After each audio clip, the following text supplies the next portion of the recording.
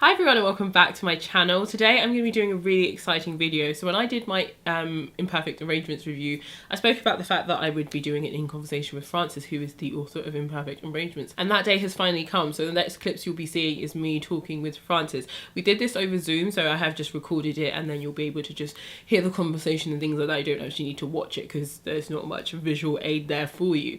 It was my first time doing it in conversation with, so it's not as smooth as it should be, but it was really enjoyable to sit down and talk with Frances. We talked about her fiction books, her non-fiction books, what it's like being a black writer in the UK publishing industry, her self-publishing books, and also what it's been like working with an agent and working with a publisher. So what I will do in this video is link in the description box all of Frances's books so that you can easily find them and go and purchase them at your leisure.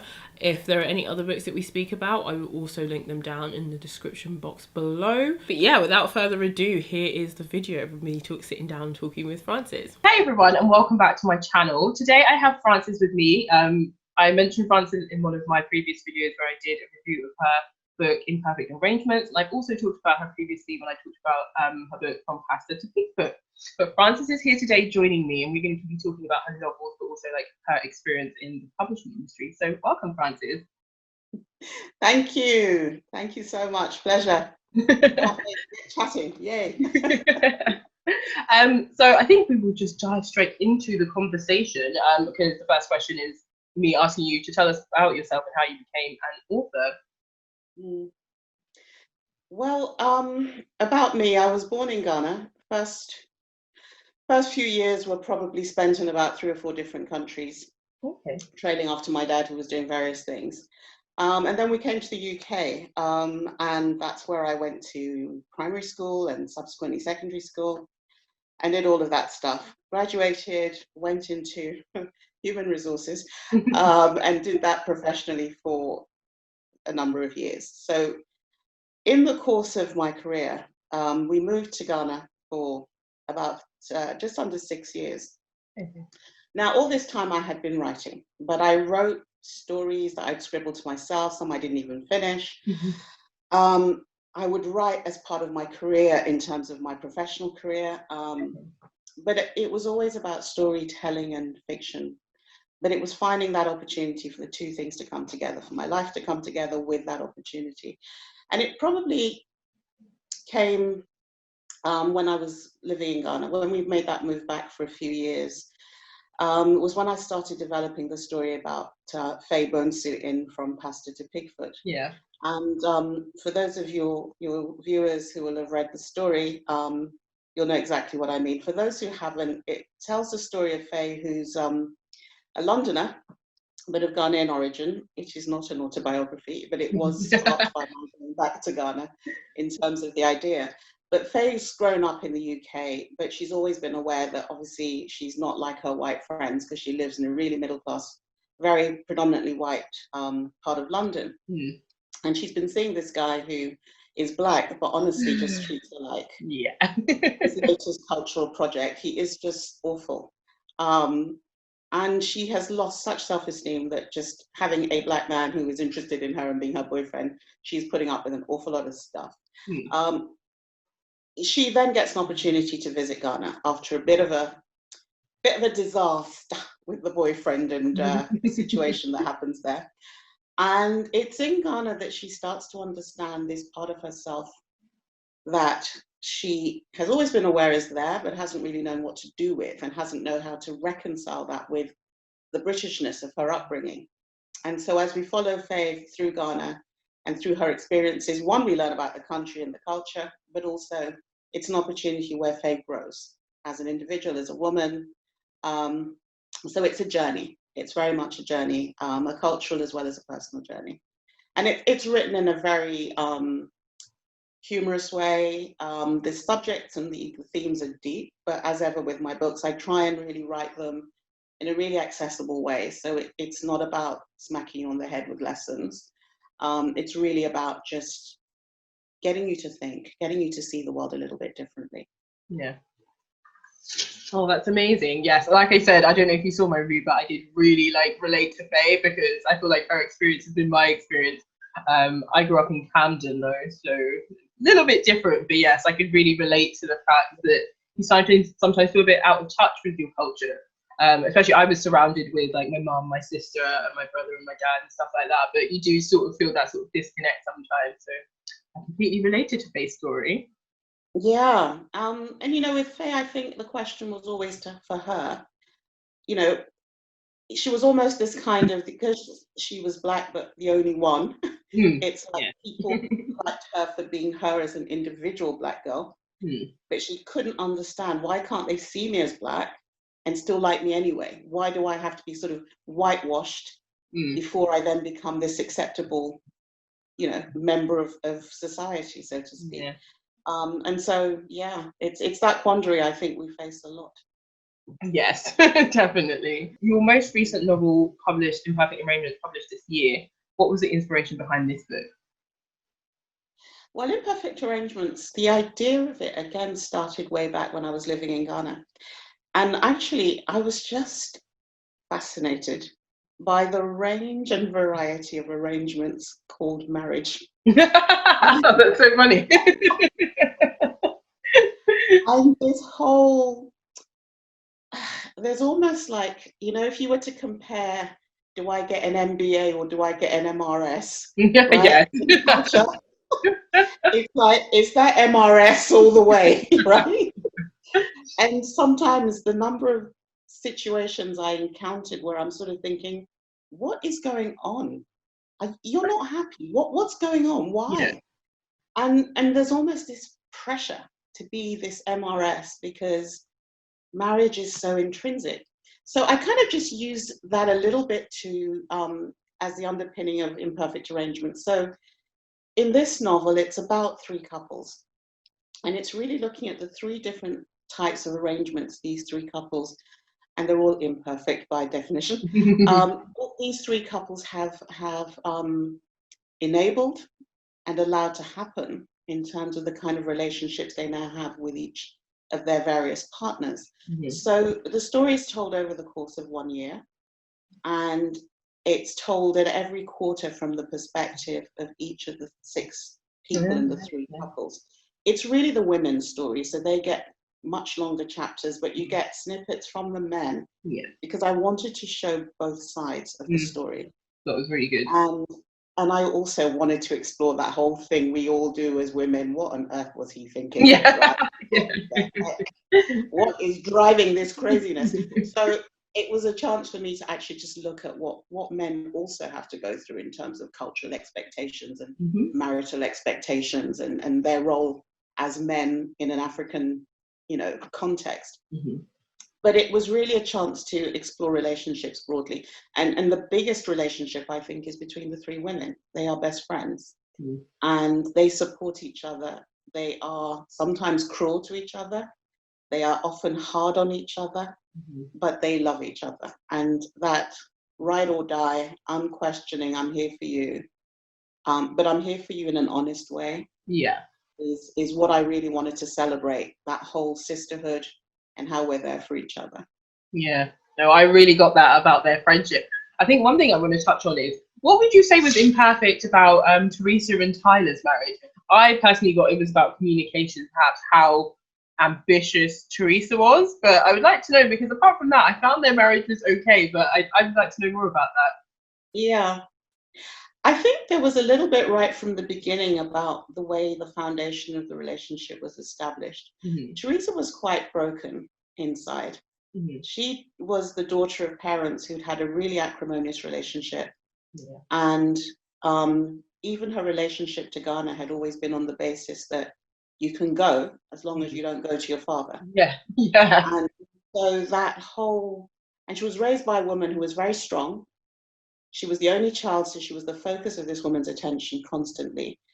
And the woman her mother has such high expectations that she, you know, just put that into Teresa as well. So when it came to being able to see her man, her partner, as a human being with all his flaws and his blessings, it just triggered in her the anxiety about, if someone isn't perfect, I shouldn't be putting up with it, because that's what her mother had drilled into her whether or not she had intended to. Yeah. And so that foundation, and Tyler understood that when they married, he knew who she was, but he loved her anyway. But it's when he started losing his sense of who he was, that ability to accommodate that fragility in her started to fray. Yeah. While he was strong and everything was great for him, he could handle her pushing him away whenever she felt threatened. But now he's also under pressure. Yeah. Oh man, that is so powerful. That is so good. Like, I think the one thing I really love about the novel, like I said, is just covering those imperfect arrangements. I think, like, as a child, when you're growing up and you're like watching films, or when you're watching films, TV shows, you see like experiences of love, and when you're reading books, experiences of love. But I feel like it's always a bit of an illusion. It's not until you grow up and you see like people in real life, you realize everyone is on some sort of imperfect arrangement, but it's not really discussed out loud. You sort of see it and people mention it behind the doors, but no one really says anything. So I thought it was a really brilliant book because it really manages to cover how the variety of relationships. Thank you. Yeah, and you know, with the other two, again, the drivers are just so different, you know. And I loved in your review when you talked about Maku and Norte and how they engage with each other. And she very much represents that very pragmatic African, you know, wife who does not expect a great deal from her husband. She really doesn't. You know, he's there, he provides, he's caring. The fact that he's off with the boys all the time at the local bar, it's irritating, but it's not a deal breaker for her. Yeah. What is a deal breaker for her is that she wants better for herself professionally. Again, she's got her own issues and anxieties, and that relates to, you know, her upbringing and how she sees herself against the other two of her friends, where she feels they're very sort of sophisticated, you know, graduates. They're in these really good professional level roles, whereas she's sort of languishing in this sort of accounts department where she's brilliant, but she can't progress unless she improves her qualifications. And it's that frustration where every time she feels things are starting to move on for her, she gets pregnant. So when we meet her, she's got, you know, 3 kids already, and she's not even 30 yet. And, you know, she's got to struggle with loving her kids, but also feeling frustrated, you know, loving her husband, but also now starting to see that, why is he not giving me the one thing that I want, my dream wedding? That's all I've ever asked for. It might sound stupid to him, but my best friends have all gone through that. I haven't. I've got 3 kids. What the hell more does he need to know about? Right? So again, a different set of priorities, perhaps, but that's her story. Okay, I was going to ask you about the inspiration behind From Passes to Pigfoot, but I think we already covered that. I think the next question we can move on to is, can you tell us more about your non-fiction work? So I haven't read any of your non-fiction, but I am aware that you do have some non-fiction, and also if you prefer to write fiction or non-fiction. Yeah, here's one I made earlier. Where's it gone? Okay, so my very first book was non-fiction, and it's called Everyday Heroes. And it's a collection of interviews with Black professionals. So basically what triggered this off was that my kids were coming home from school, and my daughter said to me one day, we've got Black History Month, got to do a project. I'm like, okay, what are you doing? Martin Luther King. And I was like, really? I mean, again, all the Black role models around you, are we still going back to 1950s American Civil War? So once she was like, okay, Mom, you're going to help me or not? You know, I sort of had to get off the soapbox and actually get practical. But what it did tell me was that, look, you know, I have been publishing for over 15 years now, an online magazine called reconnectafrica.com. And in the course of that, I've interviewed loads and loads and loads of Black professionals. And I thought, well, maybe they just don't have the material, because we definitely have the people. So it's about getting the material that will help kids actually take a much broader view of what are role models today and what are heroes today. So Everyday Heroes was about, it's quite a short book. It's really just intended to be a bit of a reference guide. So it's interviews with 8 men, 8 women, They all do different things professionally. So it's just 7 short questions. You know, what was your first job? What do you do now? You know, what were the best lessons you were ever told? You know, what's the best advice you can give for your career? And then a bit of a biography about the person. So yeah, I went to my kids' school once it was published. So I self-published that through my company, and the librarian was like, "Oh my gosh, we need books like this." Oh, that's good. So I thought, well, that's great. You know, this one is here now. So they bought copies, and that was brilliant. And other schools did, and I went around, did lots of talks, and things with young kids, and so on. The other book, nonfiction, is called "I Want to Work in Africa."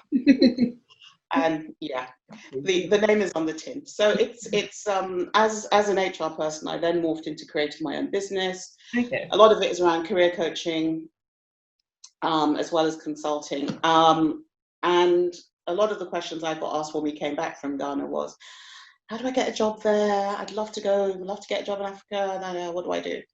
So hence why I started reconnectafrica.com to put advice on there, know-how, everything.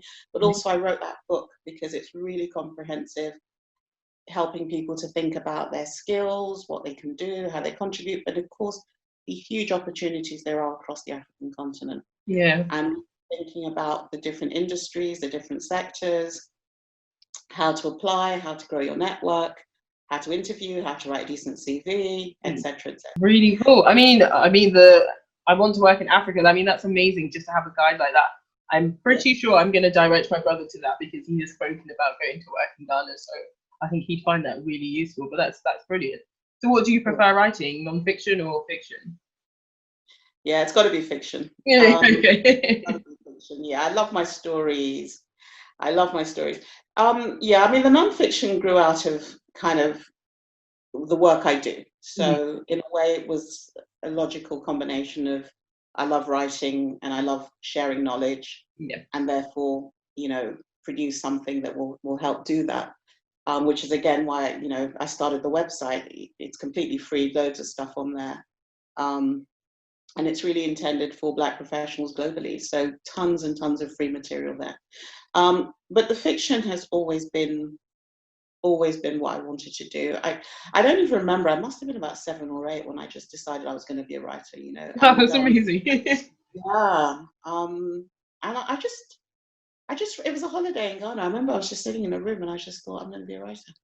So it's very strange. Didn't do anything about it for years, but you know, it was that. Now you're here. But it's because I love reading, right? I read like a crazy person ever since I was little. I just read all the time. Absolutely. What kind of books would you read?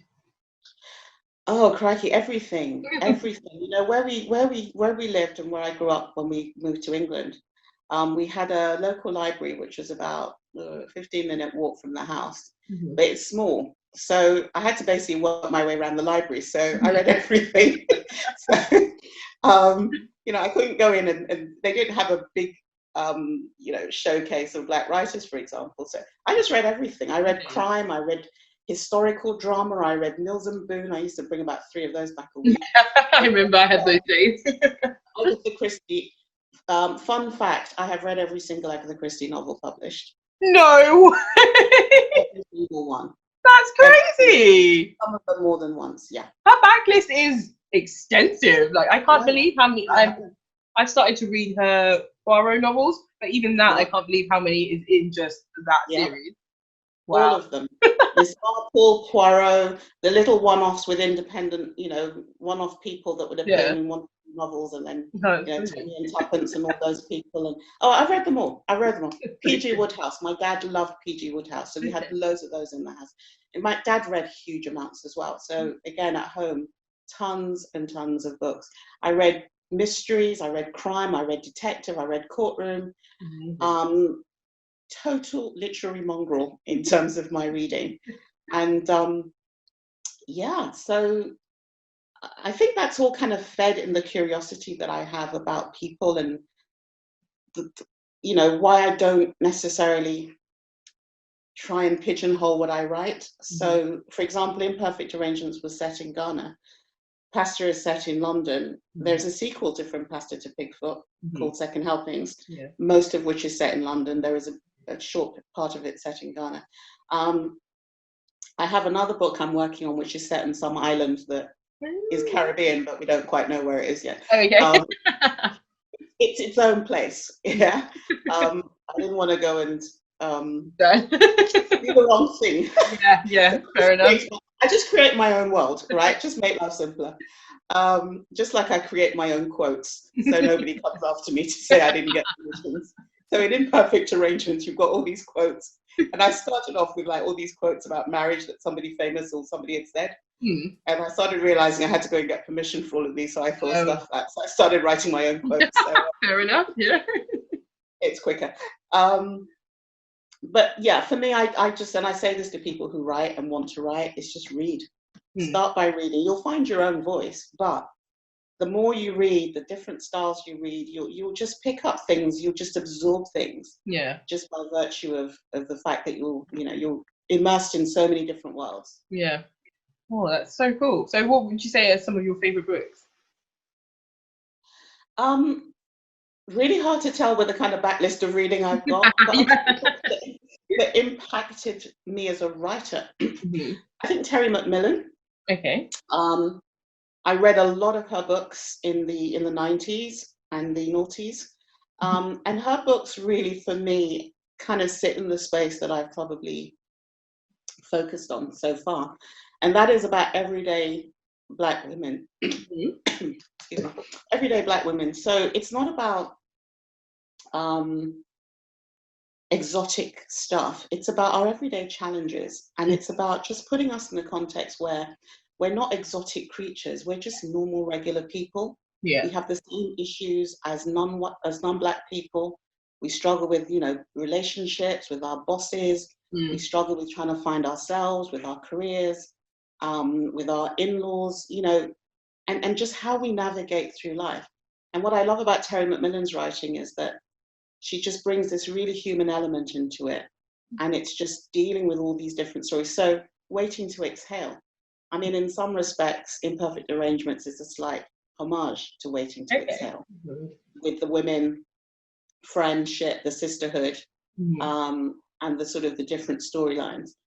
But it's that sort of thing, when Stella got her groove back, and how, again, you look at a woman going through a certain time in her life and falling in love later in life and with a younger man and all the things that produces. Okay.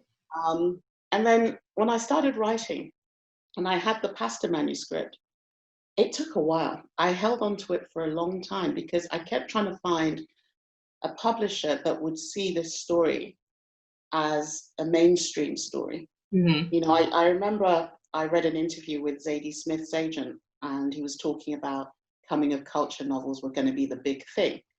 So I dropped him an email saying, well, since you said that, I've got this manuscript which is coming. And he was good enough to get in touch. He said, send it to me. He read it. He said, I enjoyed it, but I'm not the right editor for it. Okay. But keep going and keep mainstream. And at the time, the publishers that were more sort of Black focused, the rage at the time was around the sort of street books, real sort of South London, those types of things, which wasn't what my book was. So again, I kind of didn't feel like that was the right fit or they would be interested in it.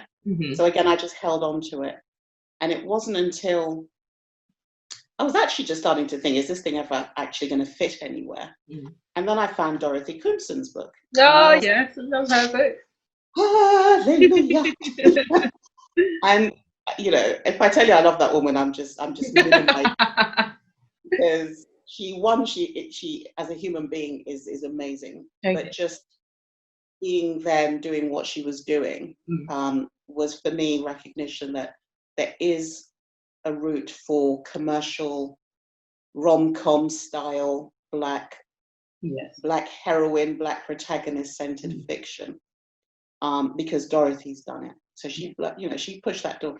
Writers like Leslie Loco, who again done in Scottish, her books are set in international locations. Yes, yeah. And there's one, I think, Little White Lies is set in Togo, which is next to Ghana. So again, she was writing these very international stories set in different places, but again, with Africa in there as a key element of the backdrop, certainly of some of the novel. So those kinds of stories gave me the confidence to keep going. And also knowing that if, sounds weird, but if I like reading what I was writing, somebody else would too. And I wasn't seeing what I was writing out there, except outside of very few people, such as the two novelists I've mentioned. So that kept me going. And eventually I found Jacaranda, who, again, another big hallelujah to them. Progressive publishers, giving space to diverse voices. So just touching on that, actually, so how have you found, like, just working with your publisher and just, I don't know, the whole process of being a now, like, published author and going through a publishing company? Yeah, it's been interesting because I've always kept the diversity. I self-published my non-fiction books. Okay. And then I took the fiction to Jacaranda, and they were amazing. They were so receptive. They were so supportive, and they really taught me a lot. So going through the editorial process, looking at the book from the perspective of the reader, which you do when you're a reader, but when you're the writer, you're a lot more fragile about doing it. It's your baby, and it's like, no.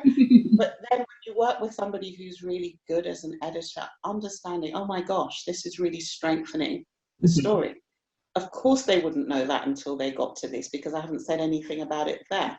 You know, even silly things that you sort of, maybe if you start a book a while ago, and then later down the line, you change the name of some minor character and you don't realize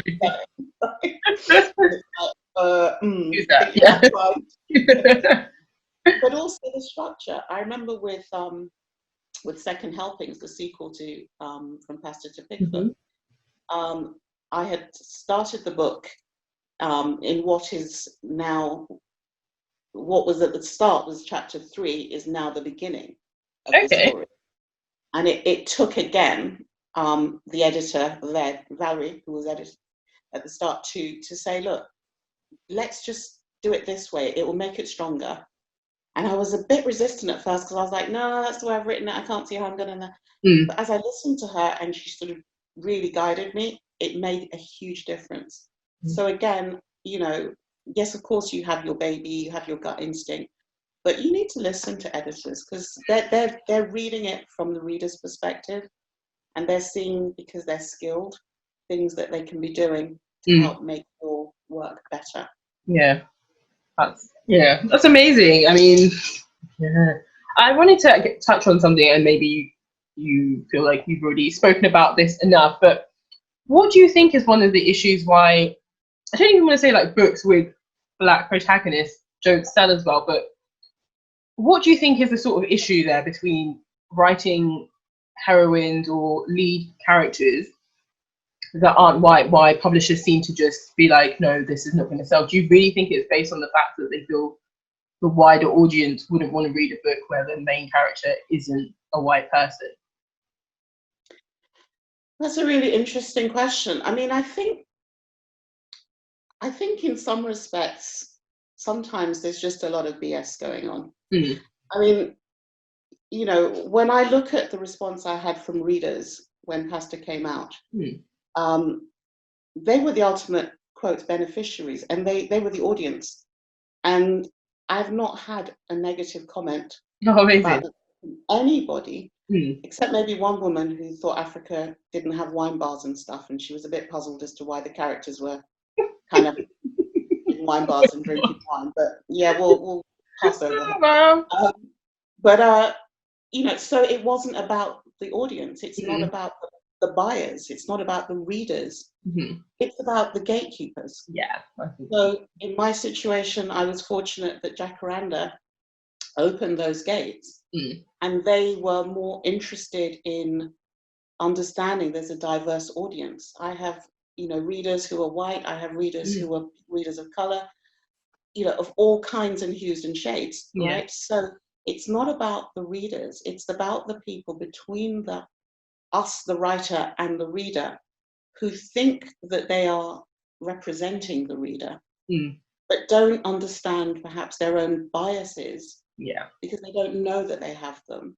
And so when they think they're thinking for the reader, there's two things happening. One is the commercial aspect. Yeah. Because I think the reader is not going to buy this, I see this as a risk I'm not willing to take because I've got limited funds and I need to keep my reputation going with my, the people in my network or in my company, and I don't want to be shot down at acquisition meetings and made to look, foolish. Yeah.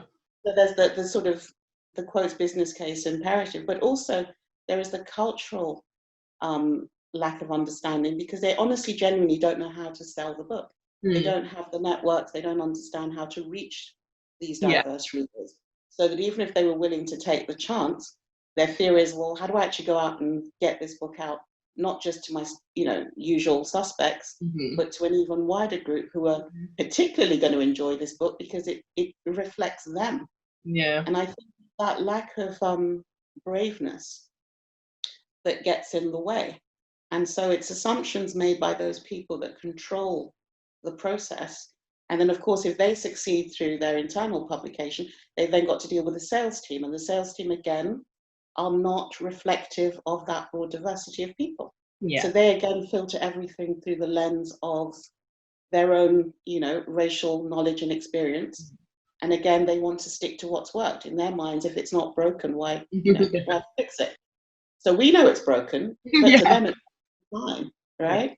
And it's only now we're starting to reach a place where there's a very grudging acceptance on some part of some people, very willing, I have to say. And I've been so heartened by a lot of, white writers and agents and so on who are now sort of coming out and saying what they think. But for the most part, it's been this lens that has been the lens through which these decisions have taken place. And as a result, they will tell you and mean it that there's a problem. I mean, when I think about imperfect arrangements, the kind of feedback I had from some of the agents because I thought at that point, oh, let me go get an agent, because I've been working directly with Jacaranda. And it was a learning experience. I had one agent who said, I really enjoyed it, but there might be, I think there's probably too many characters. And I'm like, 3 couples, I think readers can handle that. Right? Yeah, and you would imagine a couple obviously would entail 2 people, so it's fine. Well, how are there too many people in this? I mean, like, have you read Game of Thrones? And what about Julie Cooper, who actually has a cast list at the start of her book? Wow, okay. Like 3 pages long to give you who everybody is and what their function in the novel is going to be. Yeah. Yet somehow 6 people is too many people. And there's times like that you sort of think, look, this is a little bit being disingenuous. If you honestly don't think it's for you, because it's not, either you don't like it, it's fine, everyone's got different tastes, or you can't sell it, this is where you've kind of got to be a bit human and say to that writer, love the story, I don't know how to sell it. Yeah. Try somebody who has got a better, inroad. Because otherwise what happens, and I've heard it time and again, is that you're really destroying people's confidence. Yeah. You're really having writers second guess themselves and twist themselves into pretzels trying to please somebody who really was never going to get it anyway. Yeah. Who never really understood it anyway, to whom it didn't speak anyway. And yet they're going to make you feel like, you're the one that needs to fix it. And it's this kind of unconscious gaslighting that I think is really dangerous to the psyche of people who are just trying to tell their stories. Yeah, I definitely agree. Yeah, I think publishing is definitely a very tricky industry, and I find like an industry that has been quite hush-hush about how it operates, so that now people are sort of learning, about agents and just like what happens in acquisition meetings, what the role of an editor really is. So yeah, it's it's an industry that I love, but because I love books, obviously, but it's also very, it has its downfalls. I actually wanted to quickly touch on one last thing, and that was probably in terms of like identity and the characters that you write. I guess I wanted to ask, one, would you ever see yourself writing it from a perspective of a character who's white or just not black?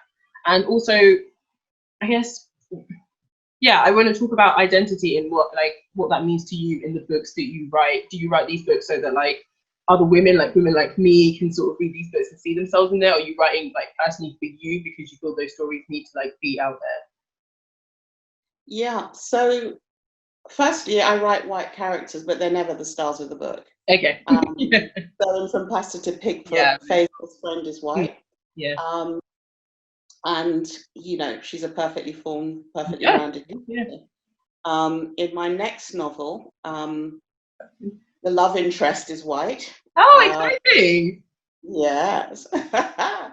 So that's kind of be more about, you know, what are we talking about when we're not talking about race kind of story. Okay, great. Okay. And it's going to be more around class and just difference in general. Yes, that's a very interesting thing. Yeah. So yeah, I do write white characters, but no, they're never the star. Because, you know, why would they be? Yeah, there's enough out there. Like, why do we need to? Yeah, I mean, you know, they're in my world, and you know, some of my best friends are white, right? But I'm telling stories that come to me about our experiences. Yeah. So, you know, it's always going to be a black woman, the star, and even when there's a co-star in Imperfect Arrangements, it was the black man. So, you know, so for me, I mean, I think being bicultural, as I now call it, because it's just the quickest shorthand I can think of. You know, I'm a fully Ghanaian African woman. I'm also fully British when I choose to be. You know, and those two things come together, and you know, they're both fine. You know, both sides are fine, and they both fit and work. And occasionally there's a clash, but not really a big deal. So I think there are many people like that. In fact, I know there are many people like that. I'm speaking to one right now. You know, we have a heritage, and we're very proud of that heritage. But we also are in our contemporaneous lives living in, you know, in the UK or in the States or in wherever, and we're as much a part of the fabric of that society as anybody else is. So we live in just this really interesting juxtaposition of experiences. And so for me, that's where so many of these stories lie. And even in Imperfect Arrangements, yes, it's set in Ghana, but one of the main characters came from London. So her perspective as a returnee and what that means for her fitting in and actually being seen as kind of culturally not blending in, again, it is an interesting way of bringing that whole bicultural element into the novel. Definitely. So I think for me, it's kind of the way I've seen a lot of the world, growing up and up until now, and with the world being so open and travel, apart from now, being so easy, right? We're all in each other's spaces all the time. So for me, yeah, I think it's an important aspect of definitely keeping that connection there. I mean, that's my USP. It's really about, you know, love travels, right? It's not confined to any one place or any one genre or any one people or any one race. It's universal, and therefore with love comes love of self. And to be honest, most of my stories are really, that's the key theme. It's just, it's played out often through relationships. Yeah. But it's about that self-acceptance. It's about that getting to that space where you know who you are and can live with it. Yeah. And relationships are a good prism to make that journey through, but it's not solely about romance on its own. Well, thank you for that. I think that was very interesting. It was really nice to hear your thoughts on such a range of things. I think the final thing I want to end with, which is just like completely just bookish related, is what are you currently reading at the moment? Anything that you'd like to share with us? Oh, where's it gone? You remember I mentioned Miss Dorothy? Yes. So this is the preview copy, so it's not the real cover. Okay. But I'm actually going to do a tweet later on today. Oh, nice. Okay. All My Lies Are True. Oh my gosh. The woman. It's really good. What's interesting about this one in particular is that a lot of people know the Ice Cream Girls. Yes, yeah. And this is the sequel. So it's like 10 years after the Ice Cream Girl finishes. This is where this story starts. And it's focused on one of the protagonists' daughter. Oh, okay. The repercussions of her mother's story on her life. Nice. the mother, the parent, the two original ice cream girls are in this book, but the focus has shifted more to her daughter. Okay, I'll have to pick that up. Crispy, lots of suspense. She's just amazing. She writes so beautifully. Yeah, her books are brilliant. I completely love Dorothy's books. Yeah. So it's out next month. Okay. So I kind of got a review copy, but it's great. It's great. Definitely. Yay. Okay. Well, we've got that recommendation from you. So yes, I'll definitely be picking that up next month when it comes out. Cool. Well, thank you so much, Frances, for this. Thank you for joining me and for just explaining what it's been like for you as an author and the inspiration behind your books. It's been a real pleasure. Thank you. And, thank you again. I didn't mention it, but Imperfect Arrangements is an independent project. So okay. Again, I'm going down my own route for this. I'm still a Jacaranda girl, but this one is one. So guys, gals, support. Oh, do you know, one last thing I want to ask you. Who did the cover for Imperfect Arrangements? Because the cover's amazing. It's so nice. It is incredible. It was designed by an artist called Kate Forrester. Okay. And she actually did the cover From Pasta to Pigfoot. Nice. I like continuity. And the sequel. Amazing. I love having. Yeah, you get that whole family of. Yeah. That's really nice. Design, Yeah. So yeah, she's brilliant.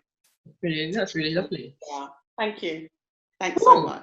Thank you guys so much for watching this video. I hope you really enjoyed that. I hope it gave you some insight into the UK publishing industry, what it's like in the UK publishing industry as a black woman. And I also hope you got to find out more about Frances. It was so nice to sit down and chat with her. Like, it was just such a really, really lovely experience.